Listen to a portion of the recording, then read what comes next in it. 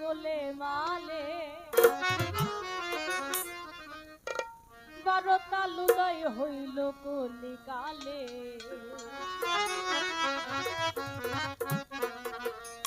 কোনো কিছু আশ্চর্যজনক দেখলে মুরব্বীরা বলে বাবা কলিকাল,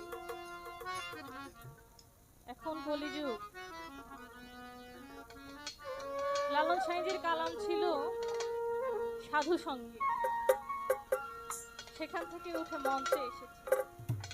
একতারা ডুগির জায়গায় এখন অনেক অনেক যন্ত্র সংযোজন হয়েছে, সাথে সাজসজ্জা, সাউন্ড ডেকোরেশনের বাহার।